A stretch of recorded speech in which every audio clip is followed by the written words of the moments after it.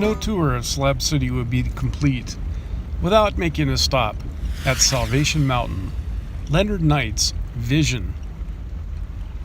Knight built his sculpture based out of adobe and straw.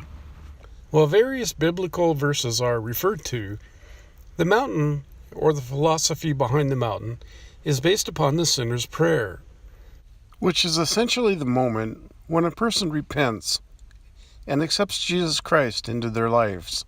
It can also be an act of recommitment for those who already believe. In December of 2011, Leonard Knight was placed in a long-term care facility for dementia, and on February 10th, 2014, Leonard passed away. Since then, a society has been formed to take care of Salvation Mountain, and there's a new face. At least she's been there every time I've gone to Salvation Mountain. Her name is Ella. So we are at Salvation Mountain, and I have a caretaker on my hands. Hi there, how are you? And what is your name? My name's Ella. Ella, and what do you do here?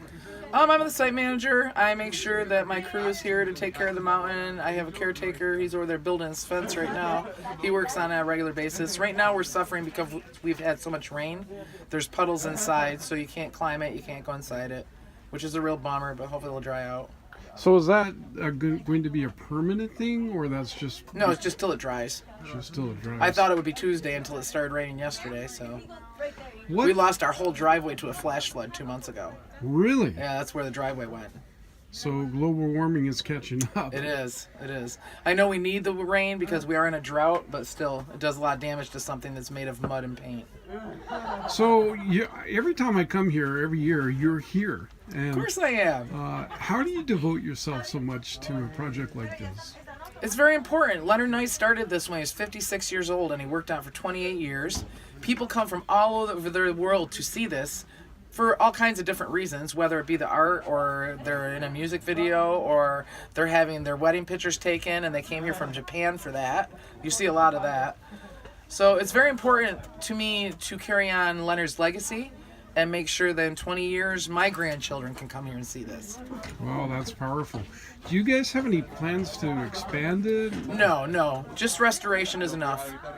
I just got 300 gallons of paint donated. We're going to get it on Wednesday up in, Cathedral City. In California, they're not allowed to keep a paint room, so the contractors call us and we come and get the paint. So that keeps us going. Because, 300 gallons, that'll keep us going a little while. And we've heard all kinds of things about the government coming in and kicking people off land. What's the status of this particular person? Right at this moment, I watched them come and take 4 vehicles from across the road that they considered abandoned. This is a new thing. Recently, in the past week, they've come in and put tags on the vehicles that don't have tags, if you will.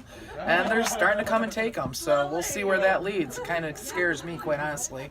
I think that's the beginning of something very bad. What's happened to the foundation here, though? Has it acquired rights to this? We're still in a bidding war, still trying to buy the land. Really? So Yep. that hasn't happened? No, it hasn't. Is there a way for people to donate? Yes, you can donate online. There's information in the pamphlet over here, or you can donate here in the post. Great. What kind of money does it take to buy a place like this? It's hard to say because East Jesus purchased their they got 30 acres over there. They're the art garden that's up the way. They paid quite a bit per mile, and we're not going to do that. So, like I said, we're kind of in a bidding war. We put several $1,000s down, and now it's just one meeting after the other to see what's going to happen. Great. Is there anything you want to add? I haven't asked. Well, the world is coming to a change, and I really hope that this doesn't change with it.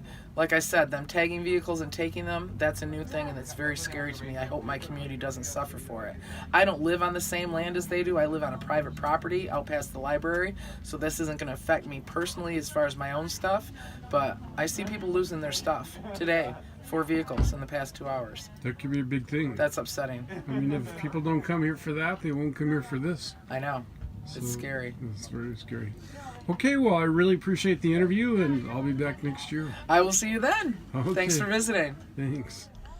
The future of Salvation Mountain and all of the people in Slab City hang by the decision of a few regulators who have now acquired the right to sell the land, and they can choose Will people continue to live at Slab City? I see Slab City as kind of a package.